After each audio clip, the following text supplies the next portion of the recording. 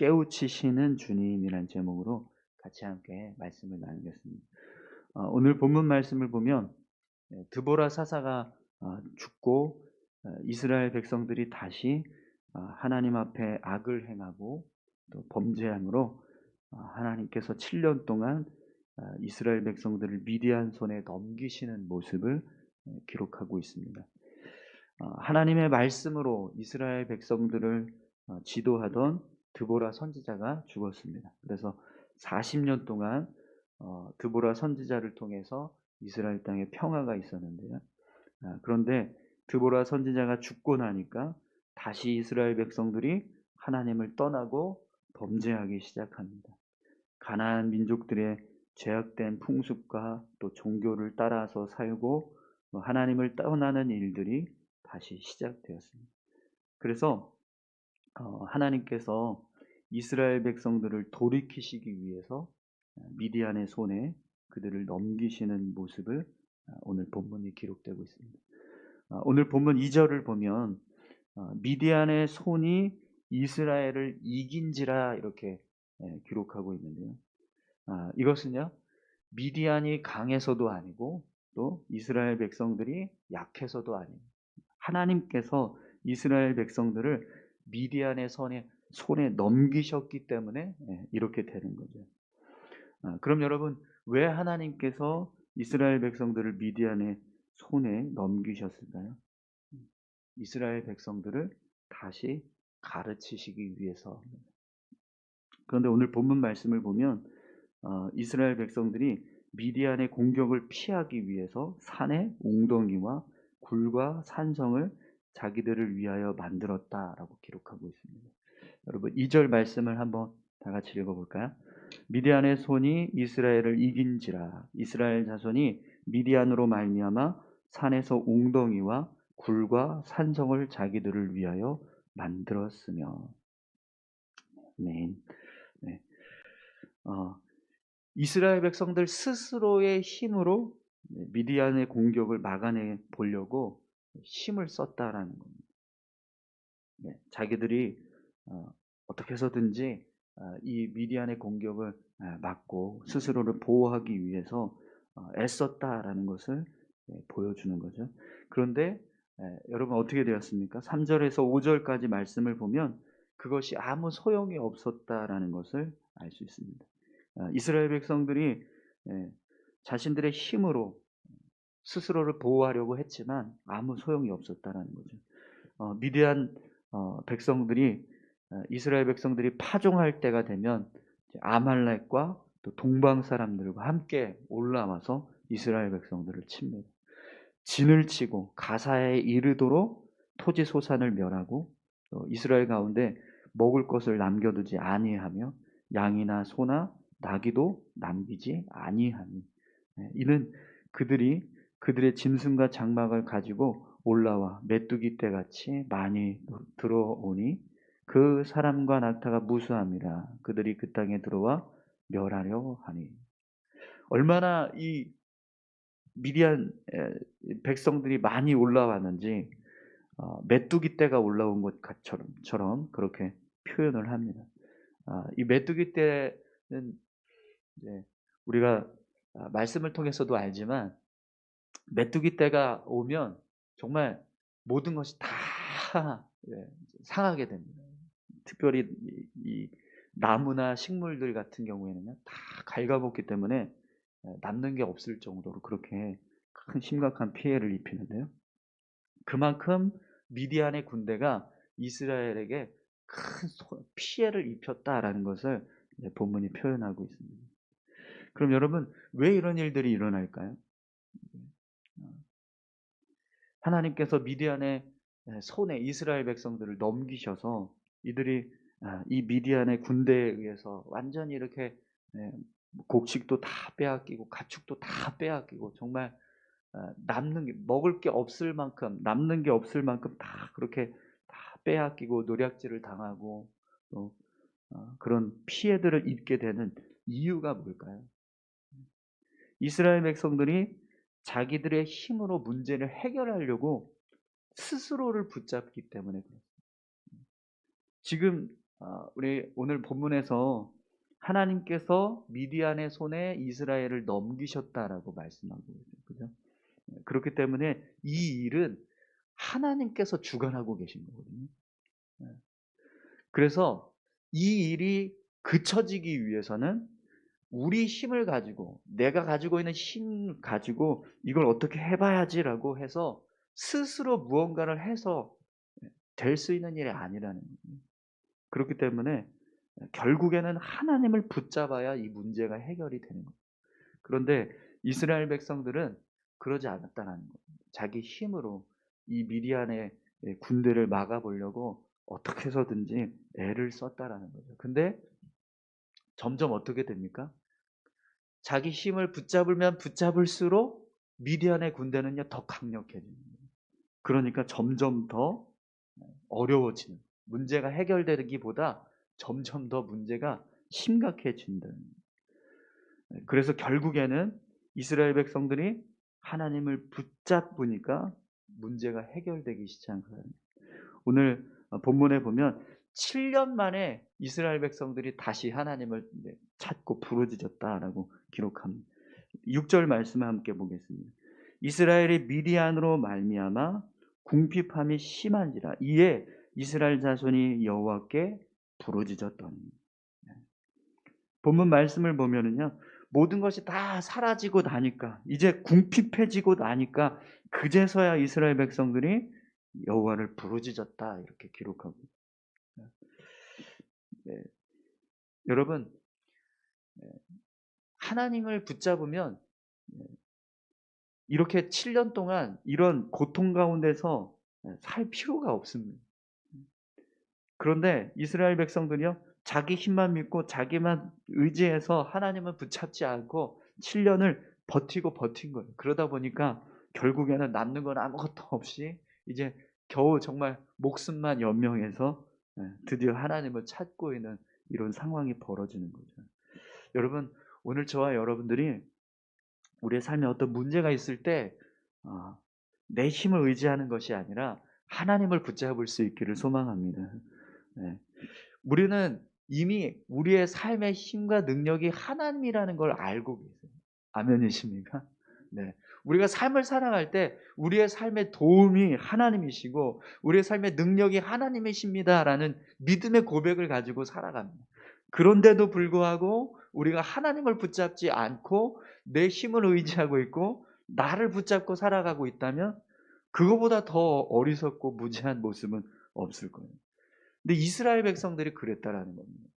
이스라엘 백성들이 삶을 살아가면서 하나님께서 세우신 사사들이 있을 때는 삶이 평안해요. 하나님께서 그들을 통해서 이스라엘을 이끌어 주시고 지도할 때는 이스라엘 백성들이 안전하게 평안하게 삶을 살아가고 있단 말이에요. 그런데 사사가 사라지면 또다시 가나안 민족들을 따라서 우상을 섬기고 죄된 모습으로 그렇게 삶을 살아갑니다. 그러면 삶의 어려움이 찾아와요. 근데 계속 이게 반복이 됩니다.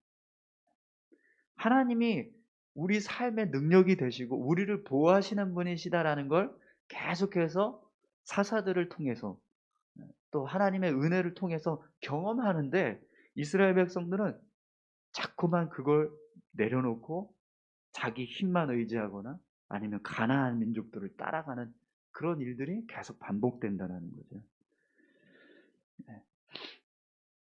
여러분, 오늘 저와 여러분들의 삶 가운데 우리가 하나님을 의지해야 온전히 삶을 살아갈 수 있다. 하나님이 내 삶의 능력 되신다. 이 사실을 믿고 의지해서 믿음의 삶을 살아갈 수 있기를 소망합니다. 우리가 성경을 통해서 또 신앙의 삶을 살아가면서 우리의 몸으로 또 우리의 지식으로 계속해서 체득해가고 습득해가는 것 중에 하나가 하나님이 우리와 함께 하시고 우리의 삶을 인도하실 때 가장 안전하고 가장 평안하다. 이걸 우리가 늘 깨닫습니다. 네. 그 믿음의 고백이 우리 안에서 더 굳건해지고 더 우리가 그렇게 분명하게 하나님을 붙잡고 살아갈 수 있는 그런 귀한 믿음의 삶을 우리가 살아갈 수 있기를 소망합니다. 여러분, 이렇게 이스라엘 백성들이 7년 만에 이제 다 모든 걸 다 잃어버리고 나서 그제서야 하나님을 찾고 부르짖기 시작하니까 하나님께서 이스라엘 백성들에게 어떤 일을 행하시는지 한번 보십시오. 우리 8 절부터 10 절까지 말씀을 한번 읽어 볼까요?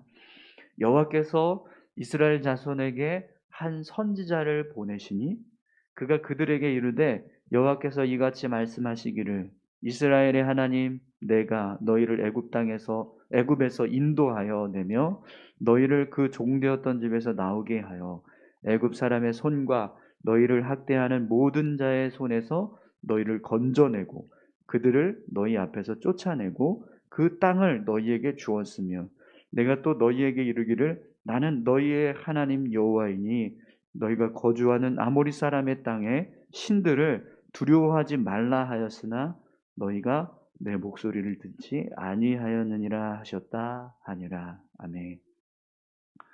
하나님께서 한 선지자를 세우십니다. 그래서 이스라엘 백성들에게 말씀을 선포하세요. 우리가 앞에서도 드보라 선지자가 이스라엘 백성들을 하나님의 말씀으로 가르쳤습니다.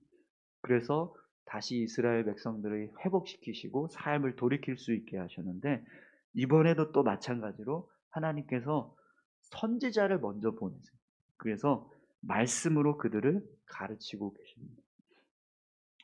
이 선지자를 통해서 하시는 말씀의 내용을 보면 이렇게 말씀하고 계세요. 이스라엘 백성들이 가나안 땅에 들어가기까지 애굽에서 종살이하던 때서부터 가나안 땅을 위해서 광야를 통과하고 가나안 땅에 들어가는 모든 과정에서 하나님이 함께 하셨고 이스라엘 백성들을 도와주셨다라는 거예요. 내가 너희들을 이렇게 인도해서 여기까지 왔다. 이걸 지금 이야기합니다. 그리고 가나안 땅에 있는 신들을 두려워하지 말고 내 목소리를 듣고 청종하면서 살면 된다라고 그 말씀을 하세요. 그런데 그렇게 하지 않았다라는 것을 책망하시는 거죠.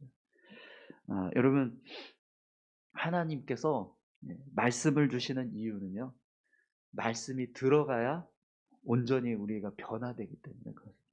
이스라엘 백성들도 또 지금 똑같습니다. 하나님께서 사사를 먼저 세우지 않고 선지자를 먼저 세우셨어요. 사사를 통해서 어떤 전쟁을 일으키고 또 미디안과 싸워서 승리케 하시는 모습으로 이스라엘을 구원하시는 이렇게 하시는 게 아니라 먼저 말씀하신다는 거예요. 말씀을 통해서 그들이 무엇을 잘못했는지 무엇을 잘못하고 있는지를 먼저 깨우치게 하시고 그리고 나서 이 선지자를 세우시고 그다음에 사사를 세우고 그래서 전쟁에서 승리하게 하시고 다시 평화를 주시는 그런 모습으로 지금 이스라엘 백성들을 가르치고 계신다는 거예요. 여러분, 은혜를 먼저 주시면 그 은혜는 그냥 삶의 체험이 되기 때문에 그 은혜가 사라지면 또다시 하나님을 찾지 못합니다. 그러나 말씀이 우리 안에 들어가면 말씀을 통해서 하나님이 어떤 분이신지를 내가 알기 때문에 그때 은혜를 경험하면 그 은혜가 능력이 되는 거죠. 그래서 오늘 말씀에서도 보면 하나님께서 선지자를 먼저 세우셔서 말씀으로 이스라엘 백성들을 가르치고 계세요. 그 말씀이 이스라엘 백성들의 심령을 변화시켜야 제대로 다시 삶을 돌이킬 수 있기 때문에 그렇습니다. 그래서 먼저 선지자를 세우시고 말씀을 통해서 이스라엘 백성들을 가르치시는 거죠. 여러분, 하나님은 오늘 저와 여러분들에게도 똑같은 방법으로 우리의 삶을 세워가십니다. 우리가 은혜를 경험하고 하나님께서 살아계신다라는 것을 경험하게 하세요. 그런데 그것만 주시는 게 아니라 말씀을 주신다는 거죠. 우리가 매주 또 매일 이렇게 예배 드릴 때마다 함께 말씀을 나누는 이유는요. 말씀이 기초가 돼서 우리의 믿음을 세워갈 때 그 신앙이 온전하기 때문에 그렇습니다. 말씀 없이 그냥 은혜만 있고 어떤 경험만 쌓이면 그 은혜는요 오래가지 않습니다. 우리가 부흥회 때 막 뜨겁게 막 은혜 받아서 기도 막 열심히 했던 그런 은혜의 체험들이 여러분 얼마나 오래 가던가요? 사실 학생들이 수련회 갔다 와서 수련회 끝나고 집에 돌아가면 그 시간부로 은혜가 확 다 사라지는 일들이 막 비일비재하게 일어나거든요. 그러니까 우리가 경험한 어떤 은혜의 체험들은 사실 길게 가지 않아요. 그래서 40년 동안 드보라 사사를 통해서 평화 가운데서 삶을 살아가던 이스라엘 백성들도요. 드보라가 사라지자 곧바로 다시 가나안 민족을 따라서 살아갑니다. 은혜의 경험은 길어지지가 않다는 거예요. 그런데 말씀이 심겨진 사람은요, 다릅니다. 말씀을 붙잡고 살아가는 사람은 달라요. 말씀은 우리의 신앙의 기초가 되기 때문에, 능력이 되기 때문에 길게 삶을 유지해 갈 수 있는 거예요. 그런데 말씀도요, 계속 들어가야지 어느 순간 중단되면 믿음이 사라집니다. 그래서 우리가 계속 말씀을 함께 나누고 또 읽고 계속해서 말씀을 붙잡기 위해서 힘을 쓰는 겁니다. 하나님도 이스라엘 백성들에게 계속해서 말씀을 가르쳐요.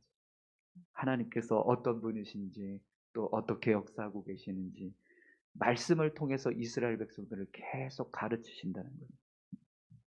여러분, 오늘 저와 여러분들에게도 하나님께서 그렇게 말씀을 주시는 줄 믿습니다. 여러분, 말씀을 붙잡고 살아갈 때 우리의 믿음이 온전하고 또 견고하게 세워져 가게 될 줄 믿습니다.